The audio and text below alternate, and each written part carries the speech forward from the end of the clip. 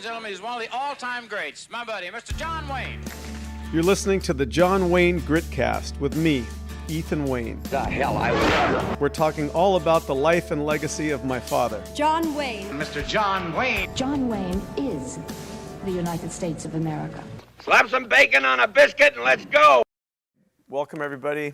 As you can tell, our set has been upgraded. We're in the Cowboy Channel studio in Fort Worth, Texas Stockyards. And today we have the privilege of talking to John Wayne Walding, who has an incredible story and was also obviously named after my father, John Wayne. So thank you. Thank you for coming. Thank you for being here. Thanks for having me. Yeah. It really is an honor. I guess we could, well, you know, I'm sitting there getting ready today and the news is on and they're talking about Uvalde. Right. And you've got 4 kids with you today. And I can't help but think, like, man, what, you know, what's the solution? I look at social media, and I see people posting, you know, why do we still have guns? Why do we still have this? And in my head, and I'm not the sharpest tool in the shed, and I don't know what the solution to the problem is, but if you disarm the good people, the bad people aren't going to give up their guns. The bad things are going to still happen, and there's no chance for a good person to intervene and stop. And you've certainly been around war. You have a family. You've been in firefights. You've been wounded. You've dealt with great people, and you've dealt with bad people. And I don't want to put you on the spot. You don't have to say anything. But just in my head, I'm like, I get that people want to be compassionate and we want to try to remove this from ever happening again, but we live in the mass of humanity where not everybody feels that way. And this kid who, you know, shot his grandparents and then ended up going to a school,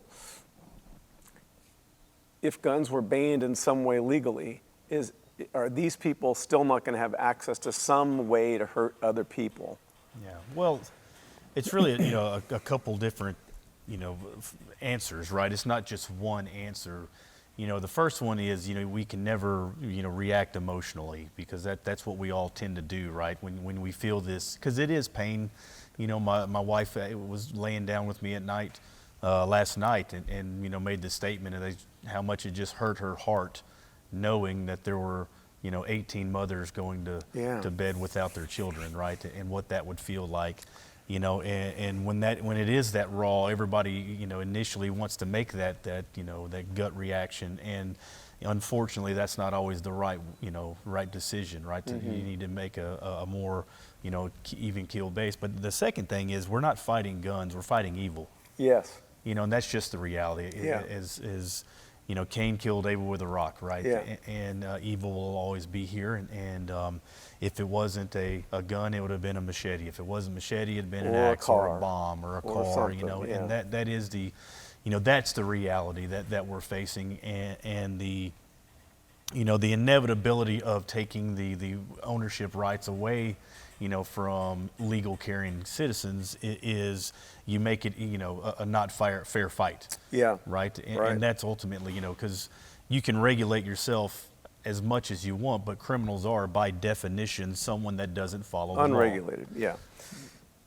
And then I think, like, you know, you want somebody there who can deal with the situation and who will deal with the situation. Right. You know, you want somebody there who is, you know, capable of intervening and saying, you know, I'm stopping this guy with my gun or whatever it is. You've got to bring a gun to a gunfight. That's right. You just can't not, right? So, you know, and then you get into all these other things, like, do we have armed people at school? Are they on this side of the campus or that side of the campus? You know, it's a...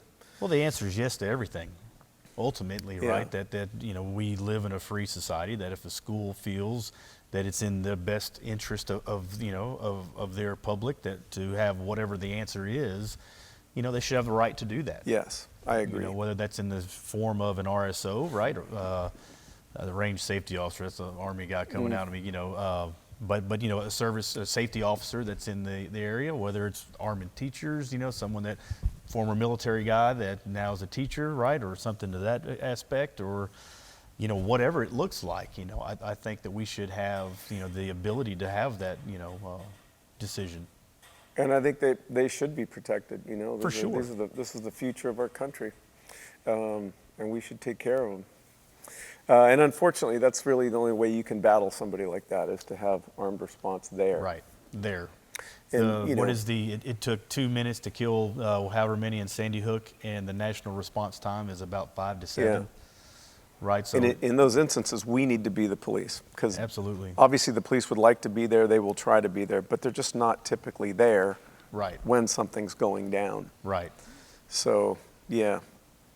I see you, Finn. Sorry, I got off on the wrong track.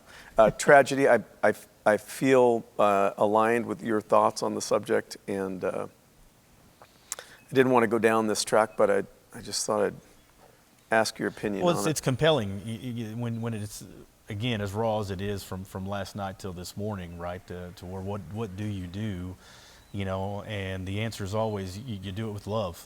Yeah. Right, you know. Because, you know, you look at this thing and somebody posts something and you go like, you idiot, you know. Right. Come on. Well, but I like the person, so I have to go like, wait a minute, this is a nice person. This is a person that has kids.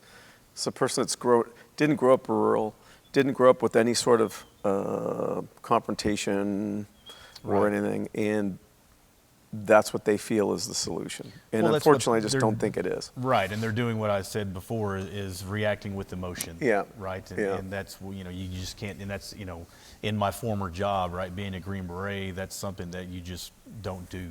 Right, it's not something that we ever do. We don't react emotionally. Everything that we looked at is a calculated measure, and you know, you weigh the left and right limits and see what is the best outcome that's going to happen. You know, regardless of how you feel, you just look at the battlefield.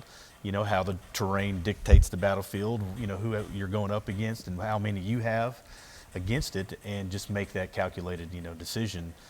And I just carry that on into the personal life. When you see something like that, you just got to remove the emotion, you know, away from it and say, okay, I love these kids. I love, you know, and feel for what's happening. How do we, to the best of our ability, make that decision? And, you know, react emotionally is just not going to be the way. Yeah.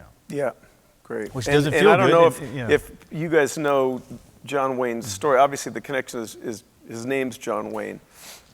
But his story and a battle that he fought in which he lost his leg, that story made it to us, and that's why we're talking today. And I hate to ask you to give us the story again, but if you don't mind, I'd love could you to. just, okay. Yeah, absolutely. In fact, I'd love to tell the story of how we did meet. You know, we met earlier, and I told you how, you know, we just moved to a new home, and I never will forget. You know, I like being in shape. I make the joke that I can be one-legged, but I can't be one-legged and fat, right? So one of my big exercise platforms is punching a heavy bag. You know, I work with a former MMA champ, Guy Metzger in town, and, you know, he teaches me how to hit. And Sure, I don't, it's been the best I thing. don't know him, but I know of him. Yeah, but he's been the best thing for me mentally and everything, right? Because I have been blown up, and I will get into that, you know, a few times. And so I do have traumatic brain injury on top of post-traumatic stress, on top of the leg and everything.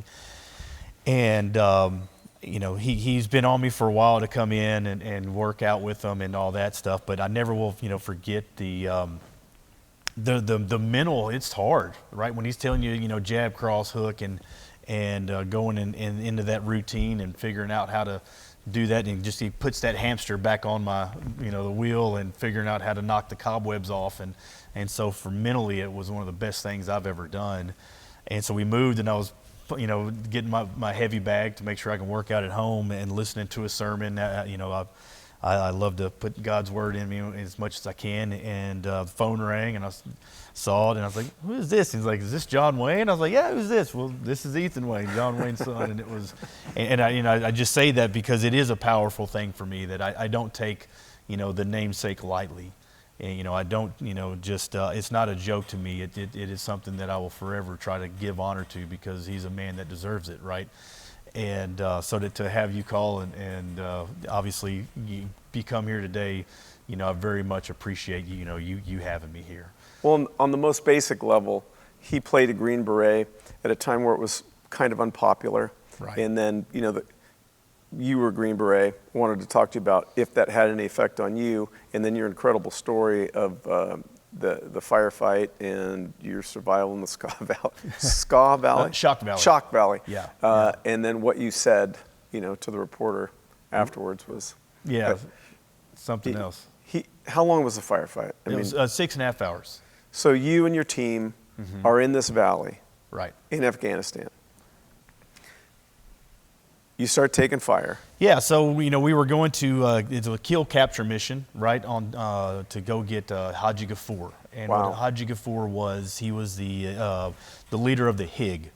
And whether it's HIG, Al Qaeda, Taliban, ISIS, it is an Islamic radical extremist, basically, is what they were. And Afghanistan has a lot of gems, right? Not like Gold's Gem, but star sapphires, precious metals, and rubies and things like that. And that's what Haji Ghafoor would do, was go into these gem mines and take over and say, hey, I'm in control, and obviously fund the HIG with that. And so my detachment, my ODA was 3336. That was our job that day, was to go kill capture Haji Ghafoor. And he was a tier 1, tier 0 type target, right? So that's a bin Laden type target. And again, it was in the Shock Valley, which was the Nuristan province. And to kind of give you an idea, if you remember whenever Trump took office the first week, he did the Moab. He dropped the Moab. That was the Nuristan province. Okay. So that kind of, if you know where that was. And we were 10,000 feet above sea level, so this was in April 6th to be exact. So imagine what it's like in April in the mountains up at 10,000 feet, right? You still have snow on the ground. You still have, if you do have running water, it's basically melted ice, and you're still in the winter. Right here in Texas, April's a little different than it is up there, right? And so that was the battlefield, right? Is the valley floor 10,000 feet? The valley floor was around 9. So you're just up a little. Peaks were probably 11 to 12. Wow. The battle. So that's kind of give you an idea of where we were. But yeah, so we flew in under the cover of darkness, right? 4 o'clock we got up that morning, and I never will forget, we were thinking we weren't going to do it because it was actually raining that morning. And, rotary aircraft, right? The helicopters doesn't do well flying in the rain because of the ceiling and the cloud cover and so on. And so, but we still got ready, and we got on the aircraft. We had our Afghani commandos with us, and I always make it a point to bring up the commandos, because, just like in the movie, the Green Berets, what were they doing, right? They were training the Vietnamese to fight the Viet Cong.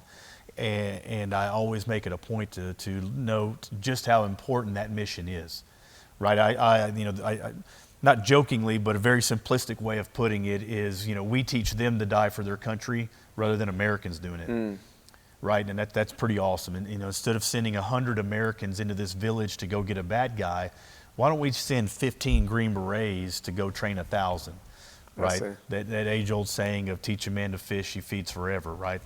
And that's ultimately, when we were sanctioned by John F. Kennedy in the 60s to don that coveted Green Beret, that was our job. And the unconventional warfare is what we are masters at.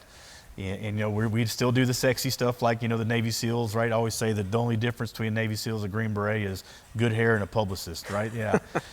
Yeah, that's the joke. But, ultimately that's our job, is to go train and fight, with the commandos, whoever, that host nation force is. And that's who we had, right? The Afghani commandos were the top tier, unit that the Afghanis had.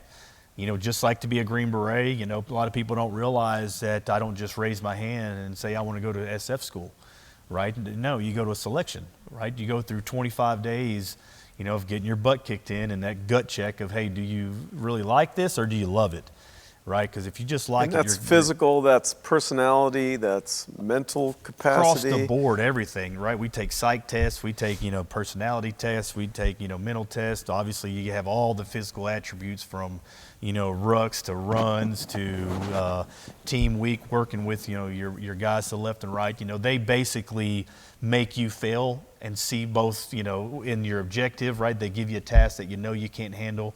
What do you do under adversity? What do you do when you're tired? What do you do when, you are 6 hours into this movement and they tell you you have 4 more to go, right? Or you've been going for 6 hours and they say you're done, and then you go lay down and 3 minutes later you get back up and you got to go again. Do you quit? Because that happens. That I never will forget one of our objectives, and they don't yell at you. That's another one, going back to the mental aspect. It's not like the movies. It's where they say, hey, maggot, get up that rope. If you're to climb a rope and you fail, they look at you laying on the ground and they say, candidate, you failed to negotiate this obstacle. Are you refusing to train? Right? In your mind, you're like, I'm trying my ass off right now, right? But in their minds, who are they to motivate you to want to become a Green Beret, right? Well, who are they to motivate you to want to be able to be the top percent of some that never get to serve, right? Yeah. And that's, so at the end of that 25 days, to put it into perspective, right? There were about 400 that started day one of selection. Less than 100 were standing at the end, and only half of those were selected, right? So you made it 25 days, you did everything, but through all those, like you said earlier, the psychs, the mentals, physicals, when all that's come, they call it the whole man concept, right? When you're standing there and they look at the data and they say, well, no, you don't have what it takes, but these, probably 40 do. Well, out of those 40 that actually get to start Green Beret school, only about half of those actually finish and get to don that coveted Green Beret, And so for, a little redneck from Groesbeck, Texas, to be standing on that parade field in, Fort Bragg, North Carolina, in that summer day, with my parents there or my grandparents there, that was something that was one of the most proudest moments of my life, So anyway, that's what we were, and the commandos that we were fighting with that day, we actually built their training, and they, learned, fought, and lived just like we do, so we were in those helicopters waiting to take off that morning. And it was such a chaotic moment that I always like people to know of, imagine what it's like, right? You don't know if you're going, the helicopter's just vibrating, so chaotically, right? Because they don't like to just hover. They want to take off and go, and that's when they really settle down. And you got the headsets on, and you're listening to the pilot, to the ground force commander, to the Siege Service commander, getting real-time data of the objective, right? Because you got the Predator drones coming, and the target's still there, he's not moving, and so much uncertainty, and you finally hear those 3 words that, Green Beret wants to hear, right, which is execute, execute, execute.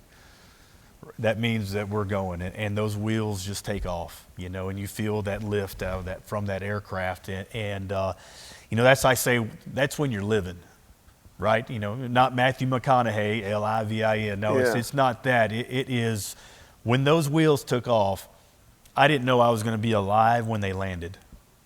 Right, think about that. Yeah. What that means and how that feels and the emotions. And when you look at your brother and you say good morning, you mean it. Right? When you're talking to the next person, you know that they're going to be the person that lives and dies with you, right? And that connection that you don't get anywhere else, And so that living is something that is, it's hard to get my blood pressure up now because I don't have that. You got mine up.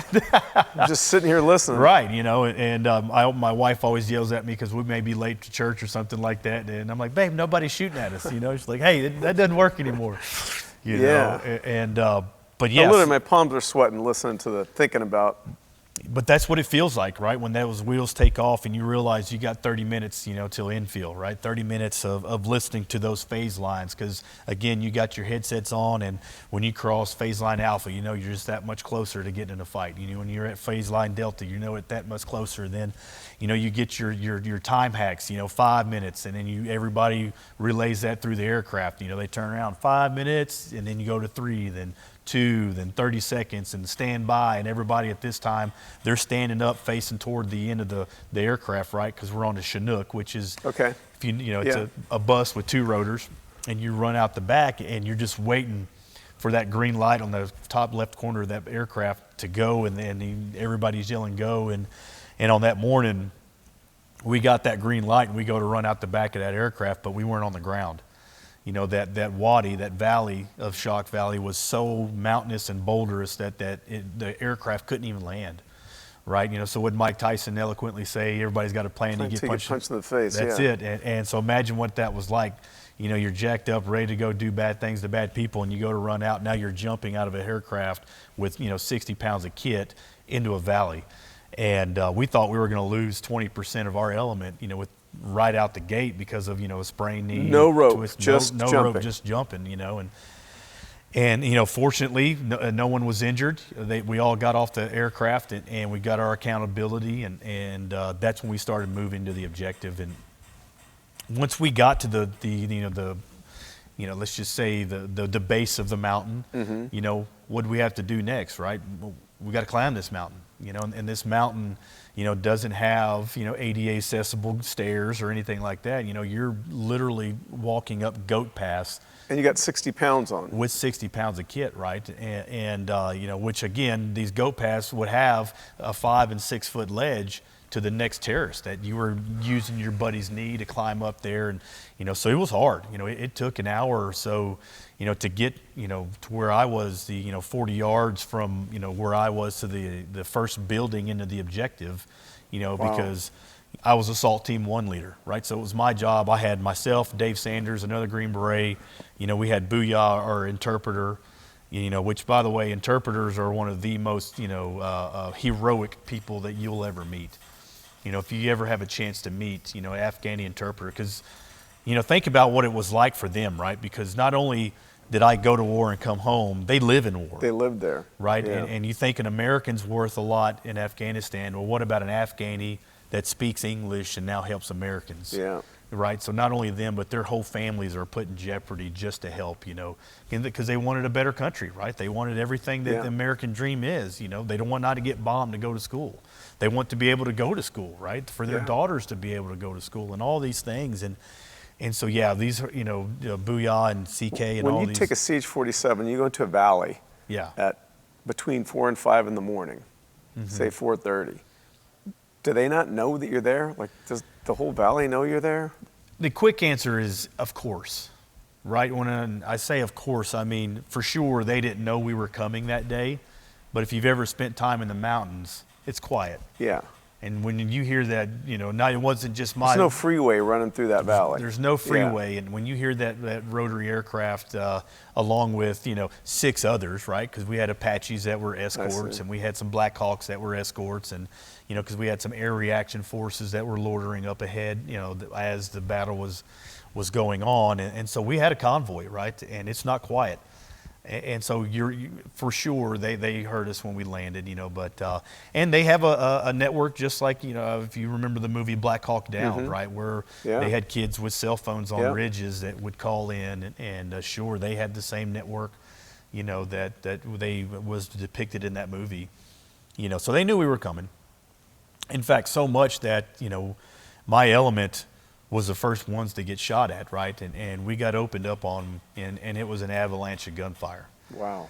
I don't say an avalanche of gunfire to sound dramatic or to make me sound cooler than I really am, but that's the reality that we were in. I've been talking for 10 minutes now, and within that first 10 minutes of that rounds going off, we had our lead interpreter, CK, he got shot in the throat and died on impact.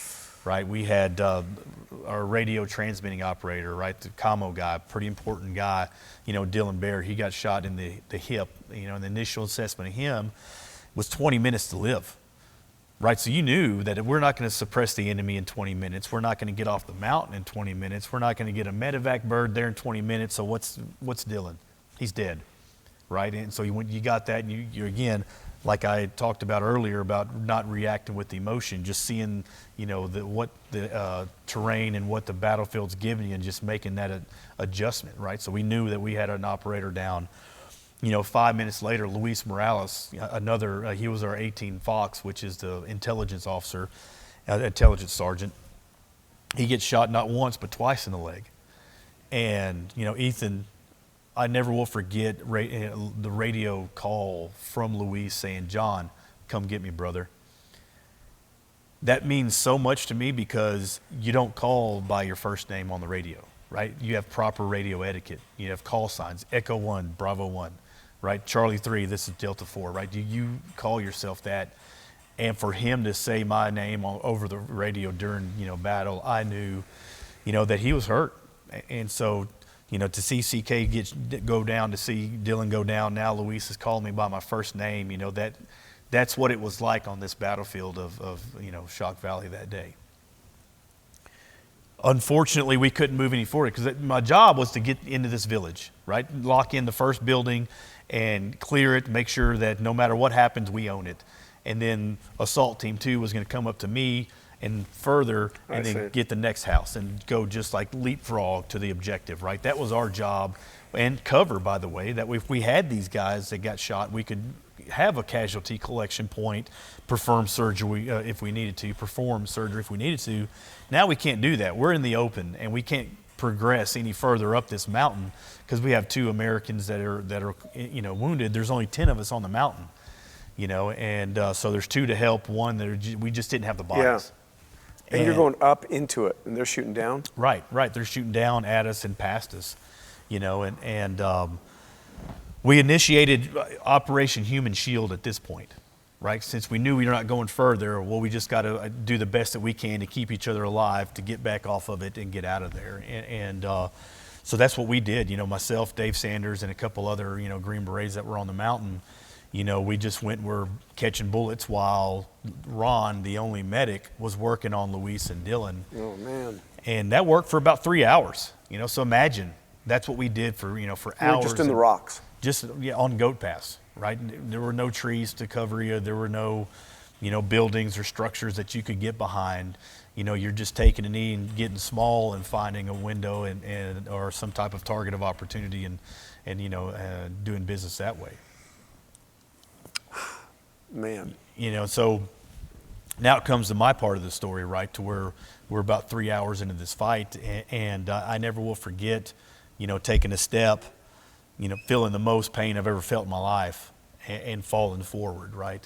And, once I caught myself and I rolled over it, on my butt where I was sitting, I looked over my leg, it was just hanging like this, at a 45-degree angle, only by an inch of flesh, and just seeing, the injury at that moment, and the severity of that, of holy cow, my leg just got chopped off. That and dealing with the pain. I want to say this because I don't want people to think that I'm anything other than what a human is.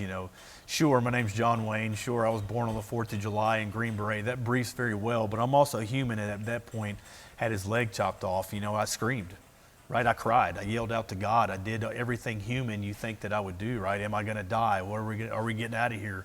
How do I make it stop? So many of these natural emotions just come over you. I also thought, I'm like, man, Spielberg got it right because it looked just like the movies. Oh, my gosh. That was another thing I thought. I'm like, man, I'll be dang. It looks just like they did. But first thing you got to do, right, is stop the bleeding.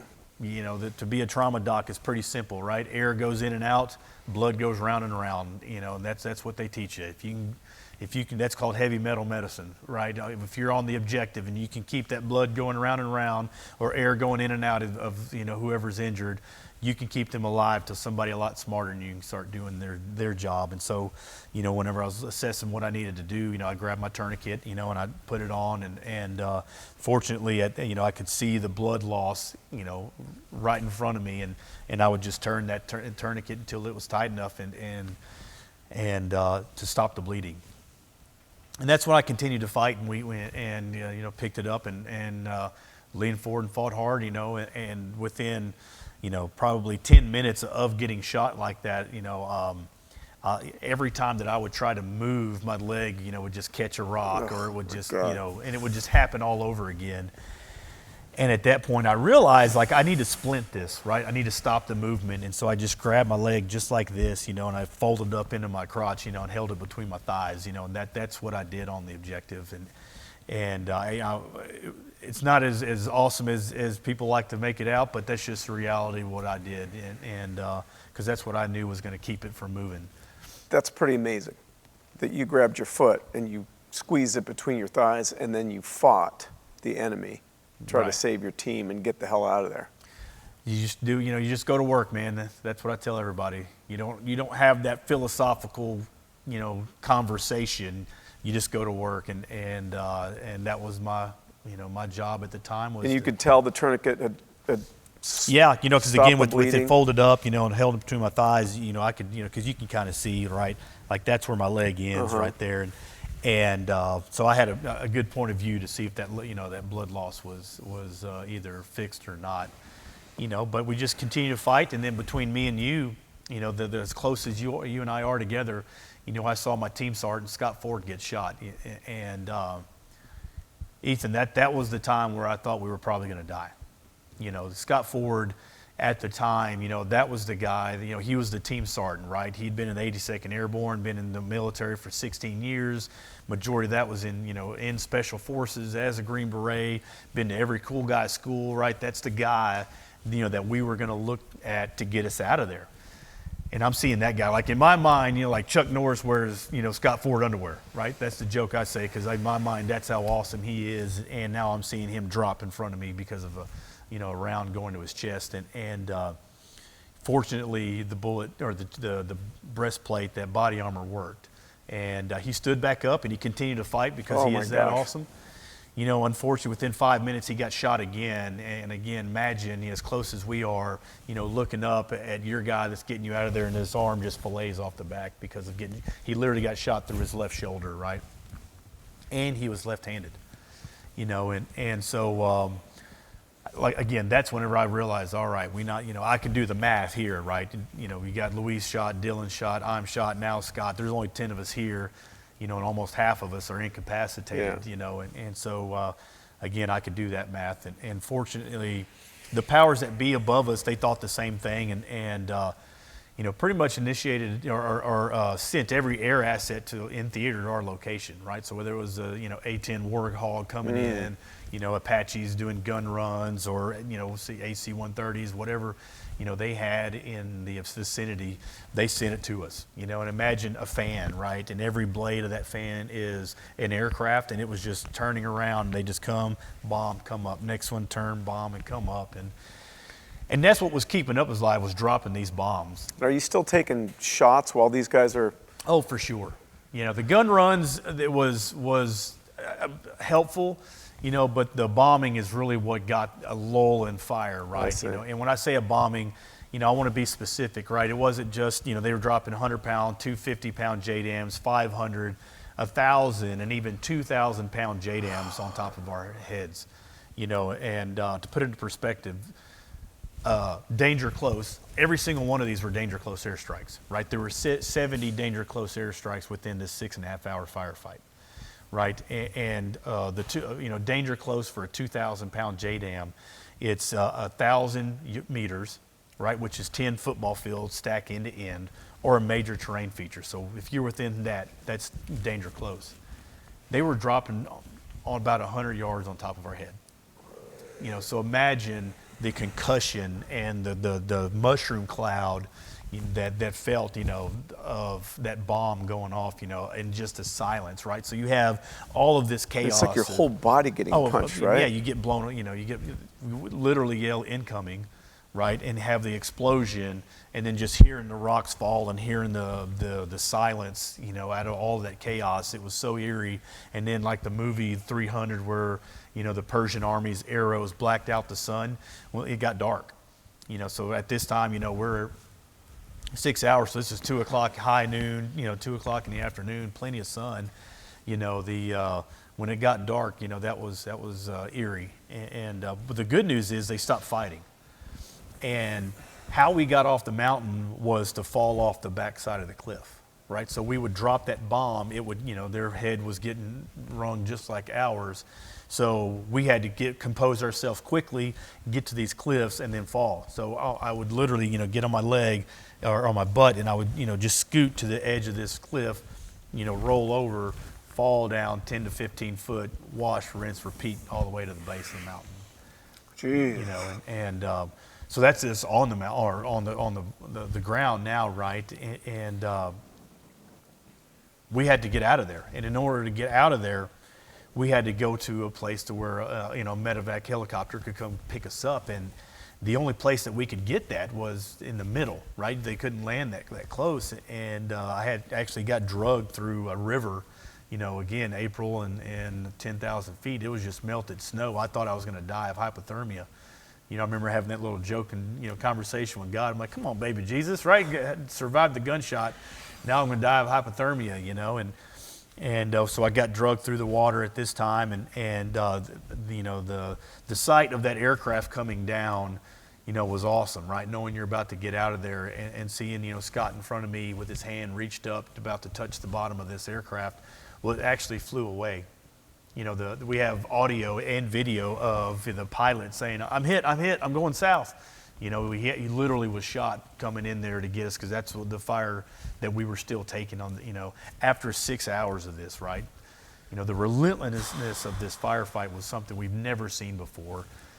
So he flies off, we're in the middle getting shot up again, and we, get drugged back, to the base of this mountain, and send the next aircraft to come in. And the next aircraft, it's not a medevac bird, it's just, that air reaction force I was telling you about, that all it was a couple Green Berets, that could, wanted to come in. And the sound of that aircraft getting hit, right, with rounds as they're so close to this, because it's so chaotic at this moment, right? Because imagine how crazy it is for an aircraft this close to a mountain just getting hit, with all these rounds, and then looking at that pilot, the back of his head's like an oak, right? Just standing there, just steadfast, not moving, and, hearing him say, I'm not leaving till we get him out, right? That was awesome.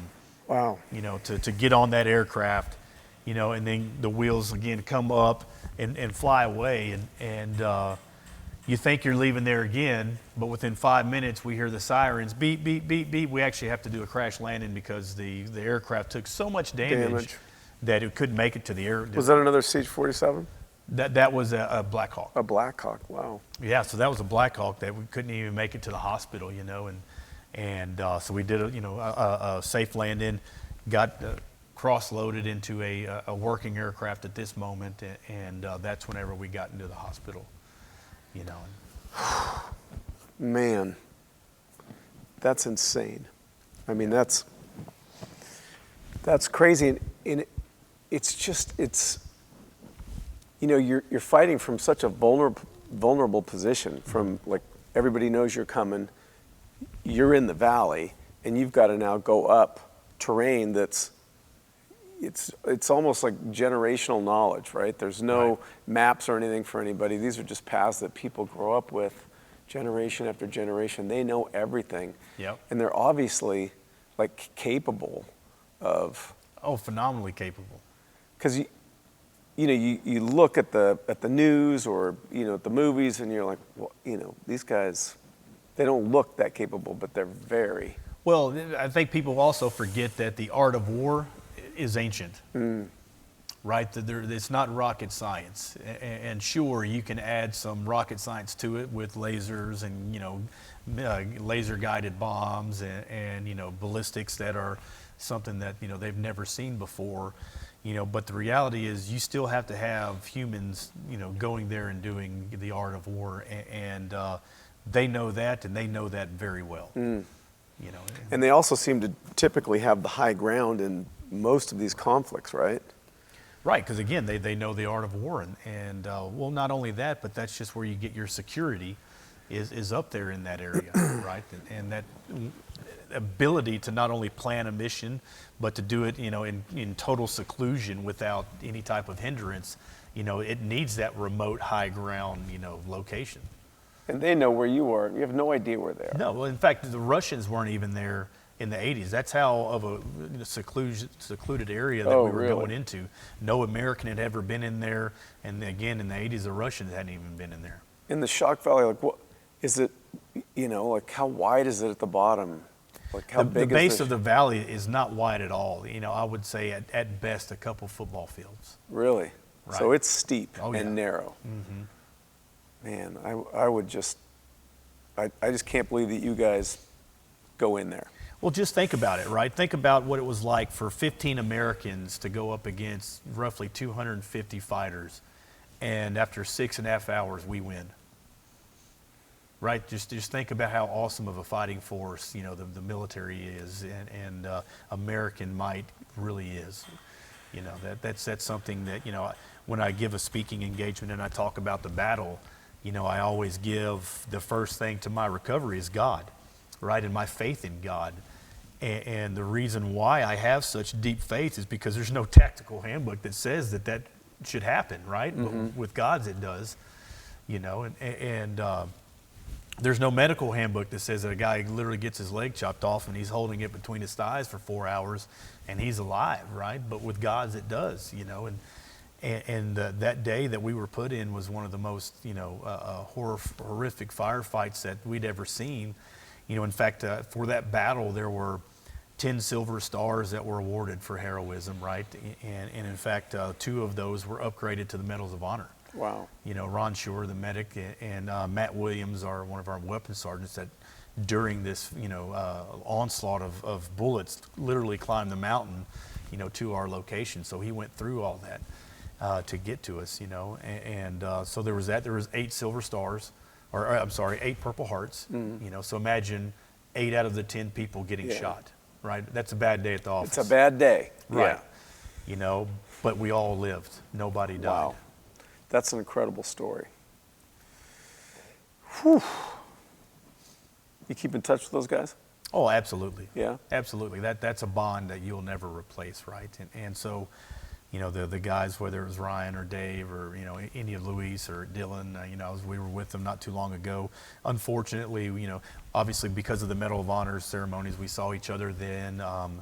We had the unfortunate death of Ron Shore, which was our medic. He died of lung cancer not too long ago. Oh.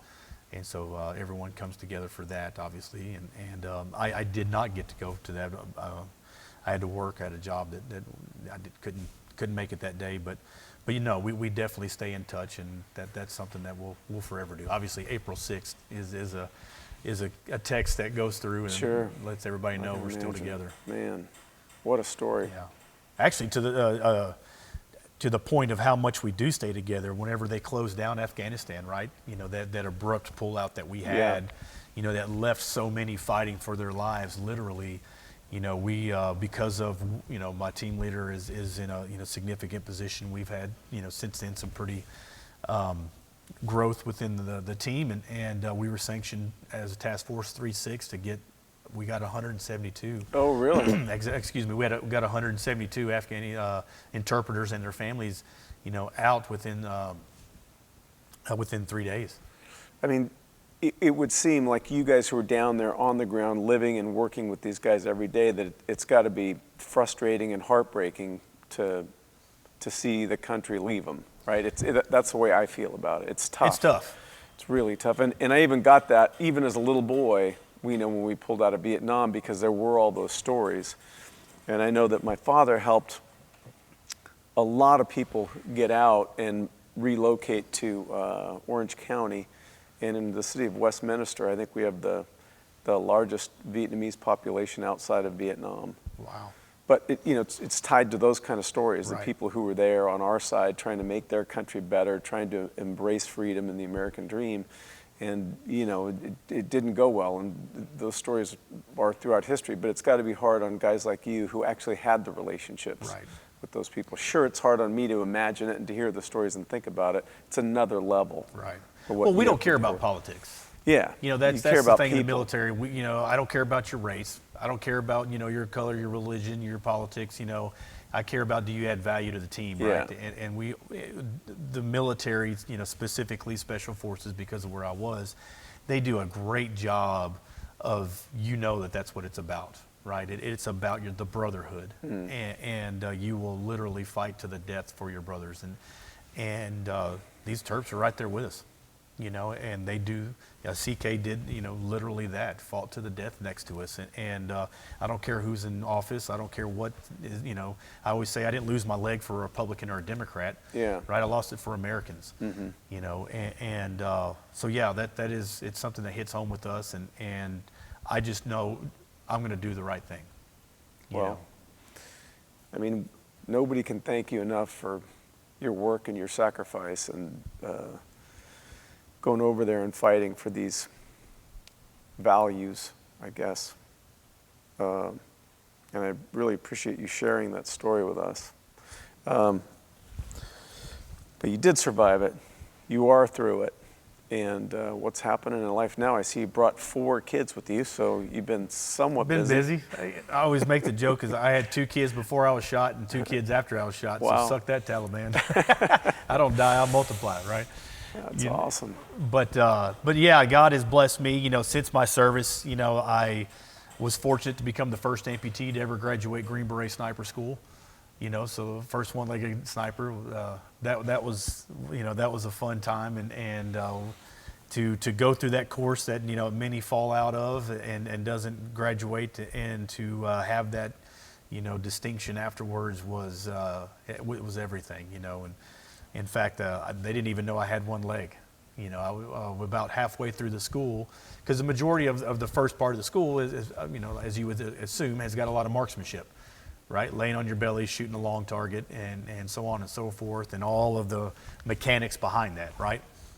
Well, after that, it goes into, you know, the field craft of how do you move through the woods, how do you stalk in and make that shot like, you know, you're supposed to, how do you, you know, get intelligence on an objective and move without being seen. And so you get in the ghillie suit, right? And you start learning how to go through the woods. And well, obviously to change, you know, you got to drop trout and change. And it was so fun to see my classmates, you know, find out that I only had one leg. Wow. You know, like, what the heck? I'm like, yeah, man, you know, I'm right here with you. So, you know, joke's on you, right? Suck it up. And in fact, you know, during the school, they had a leaderboard every time that they had a shooting competition, right? Because that's a one thing that, you know, we train as you fight. And in battle, you're not always laying on your belly pulling a trigger, right? You've got to run and, you know, shoot, move, communicate. And so that's what a lot of our running guns were. We'd start at one place, and a mile later you'd be done after you climbed here, you know, did that. And they posted times at the end, and I was never at the end. Really? You know, I was always middle of the road, you know, and topped. And so I'd always point it out. I'm like, hey guys, the one-legged guy is not the weakest link, right? So yeah. So for those of y'all below me, you need to suck it up and just know that I'm there. But yeah, you know, I was fortunate to do that. Then, you know, I taught at the sniper detachment, you know, for a while, and you know, I got out in 2013, and was fortunate to be the lead instructor for Chris Kyle's company, you know, at Craft, and which I thought was awesome that the Navy SEAL American sniper, right, Chris Kyle, he needed a Green Beret to teach for him, right? You know, I was like, hey man, you keep writing books, I'll fight the war, right? That's what we're good at. You know, but no, Chris he was a phenomenal human and just a great patriot that gave his life doing what he loved, right? Which was serving those who served us. And you know, I'm still very close with the Kyle family. And like I said, we actually were with them at the Chris Kyle benefit a couple weeks ago. And that was in the Stockyards here? Yeah, this one actually was at a different location, but they had it there for almost a decade. I see. Yeah, and so I did that for a while, and I had a gun company, right? Shocker, Green Beret has a gun company, and it was, you know, 5 toes custom. I didn't know if it was the 5 that I had or the 5 that I lost.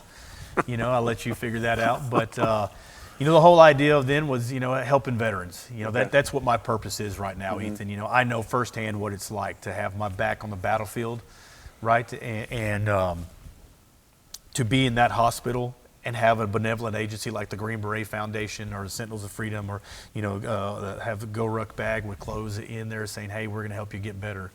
You know, and I'll forever try to give that to the men and women that are still out there fighting, right? Because make no mistake about it, regardless of what the tabloids or the media says or what any president says, we have Americans that are downrange doing what we're supposed to be doing, right? Every day. In Green Beret specifically, we're in over 90 countries every day of the year, right? And so I don't think people realize or ever think about that. Some people do. A lot of people do. A lot of people follow it and know. But a lot of people just have no clue that that's happening. They don't, you know. And so we're still going to need that help. And what better help than a job, right? So that's ultimately what we're about. You know, I was unsolicited. Someone actually asked to buy the company from me, and he's like, John Wayne, you need to be doing bigger and better things. You know, I'll still have the gun shop. I'll hire vets and do my thing here, but I want you to go out and you know, do something bigger. And so I talked to my wife about it, and we pulled the trigger, figuratively, right? And I never will forget when I signed my company away. You know, I didn't sell Amazon, right? It wasn't like I sold something big. I had about 3 months to find a job. And the same week, a friend of mine, you know, it's in this area, he called me. He's like, "Hey, John Wayne, what are you doing?" And, you know, I jokingly was like, "Nothing." They call you John Wayne? They do. They do. Yeah, absolutely. Because I was John Ethan as a little boy, and at some point they just started calling me Ethan. Right. Okay. And you're John Wayne Walding, so they just call you John Wayne as a matter of course. They do. Yeah. That's You know, I cool. do have friends that call me John Wayne for sure. And he's like, "What's going on, John It's Wayne?" going to be odd for me to do it, but I'm going to do it. Yeah. You can call me John. That's fine. Yeah. But he took me to his office when he found out I didn't have a job, and he just mentored me in a way I've never had before. He's like, "What's your purpose?" Right? He asked me that question, not what do you need to do to make money or whatever this is, you know. And I said, man, his name was Rex. And I said, Rex, I want to be able to give back to those that are serving you, right? And he's like, well, are you, willing to get out of your comfort zone? I was like, for sure, right? I've been shot at. This is easy, right? Yeah. And he's like, well, I got a buddy that Ken Beam, who owns Pegasus Logistics, and why don't we talk to him about having a service disabled veteran logistics company? And long story short, met Ken, had one meeting and a handshake. We did it, and we partnered together, and we started Gallantry Global Logistics, and I want to be the Black Rifle Coffee of freight, and give veterans jobs and have them come to a place, that has the stability to where they can, provide for their families, because in the end, Jim Crane owns the Houston Astros, but he also owns Crane Logistics, right? And so there's a huge industry in that, and imagine how much good that we can do, right? Yeah. And I named it Gallantry because when I was awarded the Silver Star, on the back of it, it says for gallantry in action. Wow. And I want to always remember that and have that with me. And so that's what my purpose is now, and that's what we're doing. And, I also co-founded a water company called Live to Give, and it's a bottled water company that every bottle you buy, we give half back to veterans and first responder charities. That's great. And that's what I'm doing now. And So the Gallantry Logistics is up and running now? Yep. And we could use it? Oh, for sure. Since 2017, we've been up and running now. All right. And, it's been a fun ride. COVID, we specialize in freight of consequence, right? And anything that you want to make sure that you've got the right person handling the project, that's what we do. And we've just grown tremendously during COVID because that's that chaotic time. Oh my gosh, for sure. Yeah. And I spend a lot of, I take my dog and I try to drive to any business that I have to do, if at all possible. I try to drive and make something out of the trip. But since we left California and we've gone to Texas, we have a lot of sort of logistical needs at different times. So it'll be fun to be able to reach out to you and Yeah, absolutely. and get it done. So do you running? I am. Yeah, I do run. Unfortunately, I've had to take a step back. This leg, I always say whenever God took my leg, right? Because I didn't give it to him, right? Yeah. Right. I believe that. You believe that. When he took my leg, people always say, why me? Right? Because I had the why me's at that moment. Why me? Why did you do this Sure. to me? And that galvanized faith of it's not my path, it's God's path that I'm on. Right? So it's not my job to say why me with this path. It's my job to say, what are you teaching me? Right? And praying to have the patience and to be able to listen, right? To hear that lesson. And I'm going to get to the question or the answer. Sure. That's what I'll preface everything by saying, and by him taking my leg, he's told me that you always grow through struggle, right? As an amputee, like learning that word can't, right? I can't walk.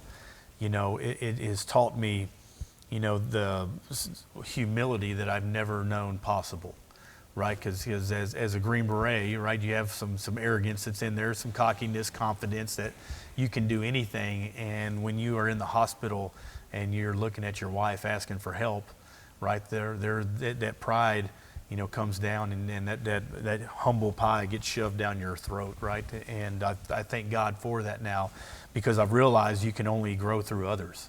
Right? I realize that humility allows me to ask help, that vulnerability is an asset, not a liability. It's taught me to have gratitude, right? That every step, every breath is something I should be grateful for, you know, and with all of these lessons, you know, I work 60% harder just to walk, right? And to realize that, you know, God knows I can take it. And not only God knows I can take it, but he's right there with me. And he's allowed me to, you know, be the first amputee to graduate Green Beret Sniper School. I ran the Dallas Marathon in 2019, which was one of the, you know, the most incredible things that I've ever done. I actually did the Baton Death March, the Memorial Baton Death March. Wow. You know, at White Sands Missile Range, which is it was dubbed one of the hardest marathon routes in the world. Right, so you're about. I've never even heard of it, so I don't know. Yeah, I mean, I've heard of the Bataan Death March, but. Right, so it's a memorial. So the reason why it's in New Mexico is that a lot of the members of the actual, you know, Bataan Death March were the New Mexican National Guard. Oh. And so out of, you know, out of respect to them, you know, we do it at White Sands Missile Range outside of El Paso, right, at Fort Bliss, and so it's 4,000 feet above sea level. It's about 4 different terrains. You know, you have 2,000 feet of elevation change. You know, you're on rock, gravel, asphalt, you know, and you're doing it with 45 pounds in your back, you know. And so, you know, for me to walk that as a one-legged guy and finish it when I come across that finish line, Ethan, it was one of the most incredible moments. You know, it was awesome. You know, I had my family there with me to see them, you know, experience that with me, and I just love it. Wow, that's incredible. And what's bugging you about your leg now? Well, now, you know, I just call it one-legged problems, man. You know, the inevitability of having my, you know, residual limb in a silicone sleeve that has no air, right? Oh. And when you wear it for so long and you run and do the things, you got sweat build up. It's just, you know, it happens. You have ingrown hair follicles and just problems, and then you get the knucklehead like me to where, oh, it hurts a little bit, but I can still walk, you know. Oh, it hurts a little bit, I can still walk. It gets worse. And it gets worse, and where I got to take my leg off, and, you know, but. Just give it a break. Right. So it goes back to that humility, right, that God teach me to, hey, stay humbled. And I would think you'd get a lot of humility going through just the Green Beret process. Like, obviously, you made it. Right. But at some points in there, you'd have to realize, like, man.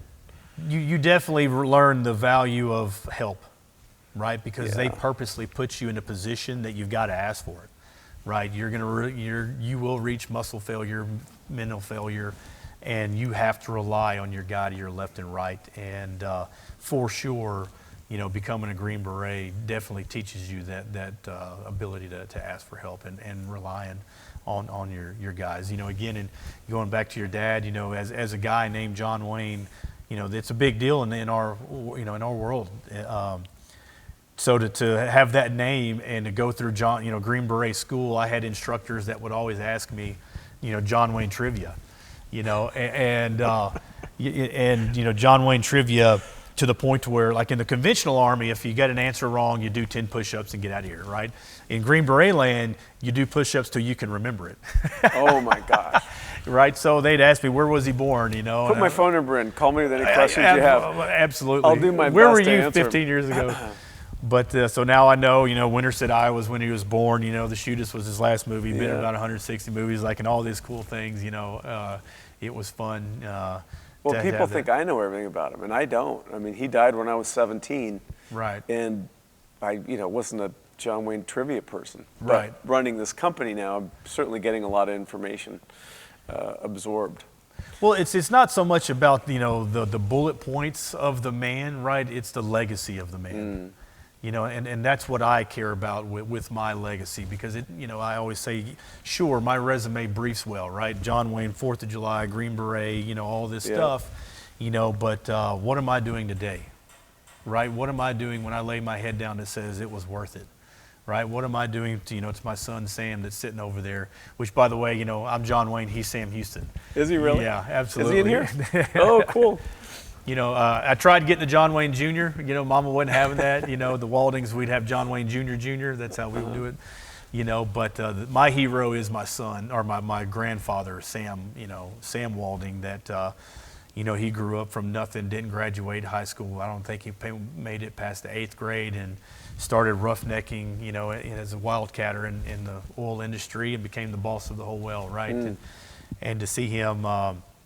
go from where he is. I knew, that Sam was going to be the name after John Wayne Jr. wasn't going to happen, but no, again, but that's what your father, embodied so much was his legacy, right, and what his name stood for. And it's amazing when I look at him. He was an actor. He wasn't a Green Beret. He wasn't a cowboy. So he felt like he was taking the best values and character traits from people like you, and then portraying them on screen in this uniquely American character. Right. But I think that's why he always had such a deep respect for the military, is because, a lot of people looked at him as the hero, and he was looking back the other way. You're the hero. You are the guys I'm playing. I just happen to be good at doing this, right? I just happen to be good at representing this. Sure, he had certain character traits and qualities that you would like and I would like. But I think he's really a reflection of you. But he also had the courage to stand for his beliefs. Correct. Right? Yeah. That there are definitely, a slew of stories of, about him standing firm in his belief, that not many did. I remember reading the book about Ronald Reagan and at a time whenever he was the president of the Screen Actors Guild, and communism was kind of a big fad that was growing, and he was trying to get out of this meeting and because they were trying to pass something, and he's like, I looked toward the one man that I knew that had my back, and that was John Wayne, and he stood up and he said, I'm with Ronnie, and that's just one of many examples. He of did his do courageous. that. And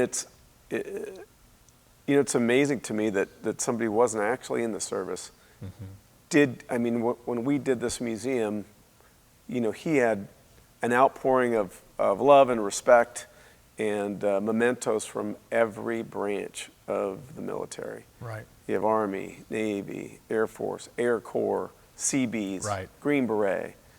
It's just unbelievable what an impact he had in that. And I often wonder, did his films being on, in the theaters, 2 to 3 films a year, did that help us as a people sort of recenter and think about who we are and not get carried off on these crazy little tangents, but help us be a tighter knit community? Because now we have programming it's excellent. We make great TV shows, but the characters aren't aspirational like his character was. Right. And did that character really help? In my position here, and just having the opportunity to meet people and talk to people who come to the exhibit or who I get to interact with, he affected a lot of them in a very significant way. Right. And I was his son, so I didn't come to him through just the screen. I was in the back with him, and he was my dad, and I loved my dad, but still different. And Right. it's as an older person that I start to appreciate what he did on that screen year Well, after I think year the one, after year. what made him so unique is that he was a guy that wasn't about himself, right? He was a very selfless person, and you could tell with his actions off the screen more than on the screen about the type of person that he was, right? That you could tell that he did have a sense of responsibility with this gift that God had given him to do good, right? That it wasn't about him. And this selfie generation that we have now, it's kind of flipped to your point about, it's less about aspiration and what can I give, it's what can I get, right? Yeah. And that's unfortunately what I believe is lost in Tinseltown nowadays is it's okay to be aspirational. It's okay for Superman to come in and win. It's okay to... We just found an interview that he did while he was on the set of the Cowboys. Is that my dog? And he was talking about, I just lost my train of thought. What did you just say? About being bigger than yourself, right? Bigger than yourself. Gosh, I lost my train of thought. And how he the actions off the stage he cared about, and with the abilities that he had on the stage, he felt the duty, of it not being about him. Well, The Cowboys is one film, when I watch it, it reminds me of of my time with my dad, his age, his physical presence, the way he interacted with Slim Pickens and the boys. Really that felt like my dad when I watched something on screen. Right. Hey, we're trying to talk to John Wayne Walding here, buddy. Yeah, we keep it down a little bit. Anyway, I forgot what I was going to say, but it was an interesting interview, and again, my memories of him are just childhood memories. But to go back and hear him talk when it's something you've never heard before, it's really a treat to be able to get that and do it. Oh, I'm sure. I'm sure that at the years that have gone past that, the wisdom that you didn't hear then that you hear now, you're like, wow, And the movies deliver the wisdom in such a great format, right? Absolutely. Like there's pearls of wisdom, and there's adventure, and there's humor, and there's also compassion, which I think is something that, especially the Green Berets, represent to the world. You're tough, you're capable, you can get the job done, but you're also compassionate. Right. You're not keeping the country that you could keep if you wanted to. Right. Well, just like in the Cowboys where he threw the kid in the river, right? That was tough, but he was teaching him a lesson. Yeah. Right. And you found the lesson of that. You got to stand up for yourself, and that's what. Hopefully, when people can get past their emotions of oh, this doesn't feel good, to realize, oh man, there's a lot of wisdom that's going into that. I just remember he was talking about the movie industry and the fact that around that time period, that the movie moguls who had their own issues were going away and selling to money people, banks, venture capital, etc. They were coming and taking over the film business, and so. If they did something a little more shocking or a little more risque and it sold more tickets or made more money, then that's where their decision making was going. And so he was a little disappointed that they were taking the short view rather than the long view. Right. And I think we see the effects of that in our society because society is affected by media. Right. Right? And that short term, bottom of the brain stem, emotional click, that's what they need. That's what they're after. Rather than looking down the road and saying, what's the best message we can do for ourselves as a country? And it makes me think, because I was such an idiot at 17 years old, and then I lost my father, and so I made so many poor decisions as a young man, and I wondered that if there was some kind of, this is just for me, right? This is just my thoughts, that I might have done better if I'd had the opportunity to go spend a year, like some mandatory year, where you just got to be around people like you, who could teach you how to learn and how things really happen and how you can learn from others, and that the whole military system of leadership and how to actually accomplish something. I think those are incredible life tools that funny. I didn't get from my dad. I probably would have if I'd had him a little bit longer, but it's different to get thrown into a place where you now are. Well, it's funny you brought that up because I feel the same way, right? I didn't really have a dad, or my dad. The first memory of my dad, one of the first memories of my dad was seeing him walk in front of my grandma's town car in an orange jumpsuit, chained to 8 other convicts, going to get sentenced to jail. My mom was already in jail. And as a young kid, now you're getting thrown in with your grandparents, and God bless my grandparents. I'm here because of them, and they are ultimately, God's savior to me. I always say that my grandparents taught me what right looks like, but my parents taught me what wrong looks like, and there's a lot of value in that, right? Maybe even more, But to your point of, now you don't, after 17, you don't have that guy to call, right? Hey, what do you think about this? Or I got this crossroads right now. What do you think's the right one?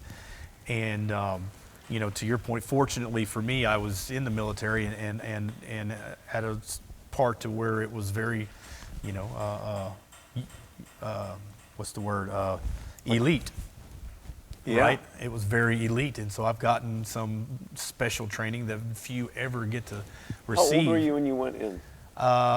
20. 20. Yeah, and I was actually in basic training when the towers fell. Wow. When the Twin Towers fell in 9/11.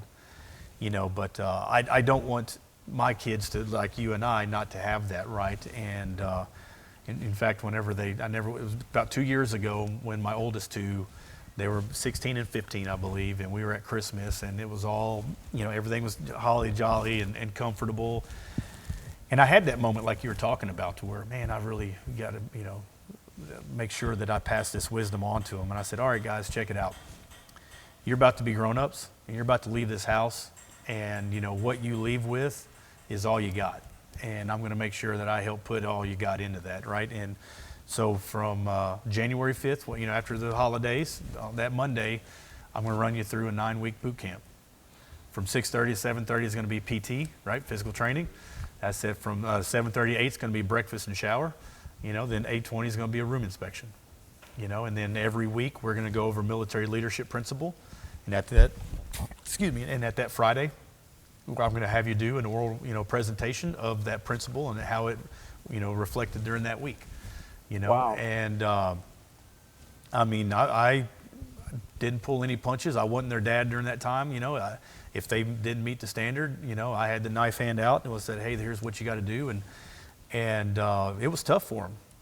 They were running in the morning. And in fact, when I say I was hard, I meant it. Like, here, a perfect example is one morning I had, in my garage, like I said, my heavy bag, right? I had a heavy bag which was over 100 pounds. I took it off the chain. It was on the floor. I had an 85-pound dumbbell that was tied between a pole. I had, 2 more kettlebells, like about 5 more things. And they came outside in the garage, early morning, 6:30. And I said, all right, this has got to go from here, about 400 yards away and back in an hour, go.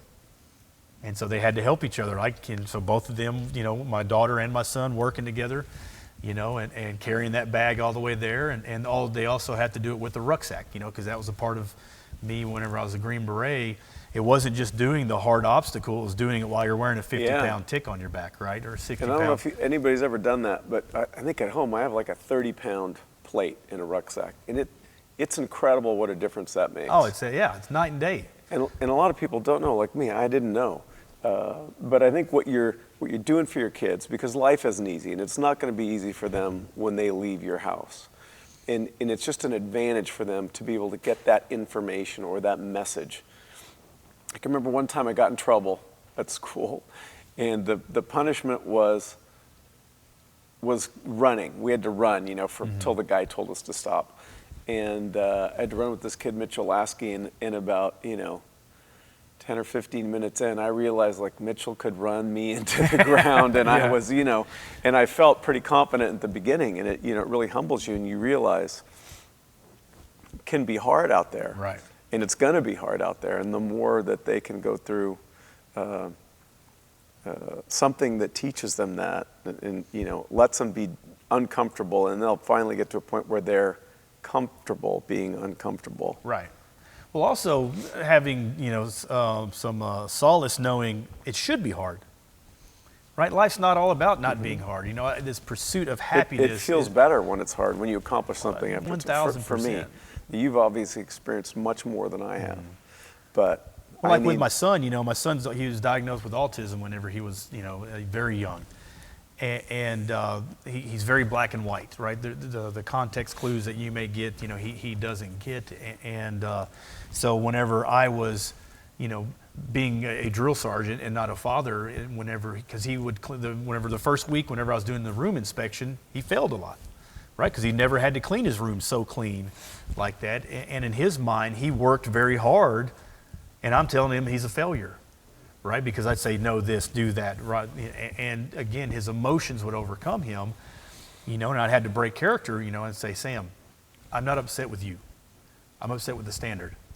That's what you've got to realize, that it's not you, it's the standard. Like, your boss is about the standard. He's going to give you a job, and no matter how hard you try, you've got to accomplish the job, right? Because that's what you're supposed to do. And so there's the lesson there. And at the end of those 9 weeks, to have him stand up and say, that was one of the best things, or my daughter to stand up and, and say, the week whenever I had the heavy bag and had to do that was one of the hardest parts, but I got the most out of it because it made me realize that, it's okay to ask for help. And, for them to learn those leadership principles, whether it's fostering teamwork, whether it's leading from the front, and all these great things, egotism, confidence, not egotism, and what's the difference, right? And all these great things, and to know that they actually took that. And they never, I got to give so much, glory to them, because they really didn't, they never fought me with the idea. Obviously, they were teenagers and it was early, but they got after it, and it was awesome. That's cool. That's one of the coolest stories I've ever heard. It's so neat that you have a family that you can do that with. It's amazing. And I think, like me, for my brain, I need a little physical struggle in the morning to clear the cobwebs out of my head, and it just makes me a better person. And then I hear you talking about your heavy bag and training like that. And obviously you've done 10 death march and marathons with one leg. Yeah. You are intimately familiar with that, but I do think that maybe people in the old days, like, they had to do work, right? There's physical labor involved with day-to-day life, and in modern society, there's not that much of that. Right. And I think there's real value in physical labor and a little bit of discomfort for people. Oh, 100%. I know there's value in that for me as an individual. I did better once I experienced that part of life, and I think he was older than me, and so I was, I had a lot of opportunity for freedom as a young kid, with certainly some responsibility. But I think I lost him at a time where he was really going to, like, separate the friendship that we have and then, get into what a father has to do to train you for life. Right. And I think I remember one time when I was a kid, you talk about making your kids clean their room. I was young, I was 8 or 9 or something like that. And my father had a couple that had taken care of his home and, all his personal affairs for a long time. And he comes in and he's pretty direct. He's like, hey, make the bed. And I think I said something like, oh, Fausto usually does that. And he looked at me right in the eyes and he says, Fausto works for me. And from that point on, I was making my own bed. And to this day, first thing I do, I'm in a hotel, I made the bed this morning. Right. I just feel better about it. Absolutely. But it's funny, the way he would, the way you transfer information to your kids, or the way he did. I don't know, he was great at delivering lines. And I wish I could reenact the way he said, oh, Fausto works for me. It was completely clear to me as a 9-year-old kid, like, okay, I'm making the bed now. Absolutely. Let's figure this out. And that's that's what's so unique about him, and is that he wanted you to know that, right? Yeah. Because there's the value. And what an ability to share that kind of that person, that leadership person, with humanity at large. He had a tremendous impact on the world. Oh, I would argue there isn't a better. I don't know of another actor that had a bigger, impact on the people than him. That's like. I'm trying to think how old he was during the Green Beret, but he was not a young man during this film, and he still looks like his neck. When they shoot him from the side and you see his neck. Yeah. He's yeah, there you go. He's a large format individual. I always thought I was going to grow up and be that big, but I have a really small mom. And sometimes when I walk into a room or I'm introduced, or as being connected to John Wayne, I can see the disappointment in people's eyes as they're like, "That's him." Like, they want that big guy coming in. Well, that's why I made the joke earlier about sorry I'm not taller. Yeah, it's funny that you picked up on that. Right. Well, because it's a lot to live up to. Because he was that significant, right? And his legacy I don't is know that that impactful. You can, in that way. It's funny, like, how do you live up to that? Do you have to go be an actor? Do you have to have the same type of impact in screen or film? Is it something you do personally to the people that you work with and you interact with in life? Because I still learn from him. I'm 60 years old and I still pick up lessons from him. Right. And it's just, I think we're here to learn and grow and try to contribute the best that we can, and then whatever the next metamorphosis is. Right. Well, that's what I tell my kids. Like, life's pretty simple. You got to do 3 things. You got to do the right thing, right? That's some people just can't get over that. You know, they know what the right thing to do is, and they just don't want to do it. And to have the courage to do that is something you got to do, but you also have to work hard. Right? Hard work is one of the, we just talked about the value of hard work, and when you're doing the right thing and working hard, you're going to become pretty successful. And the last thing is help others. Right? That's ultimately. I don't think we could go out on a better message than that. Yeah. Honestly, I don't. Like, you just nailed it. I can't thank you enough for coming in here, talking about my dad, his connection to you, what you went through, and then what you're doing now to live your life and give back to other people. I'm humbled. I'm in awe of you, and I really appreciate your time. John Wayne Walding, thank you. You're worth it. There you go again. My hand is Sorry. sore, and you're crushing the thing Sorry. every time. Woo! Thank you so much for listening to the John Wayne Gritcast. Make sure you subscribe so you never miss an episode. If you like what you heard, give us 5 stars in the Apple Podcast app and follow us on social media at John Wayne Official. Slap some bacon on a biscuit and let's go.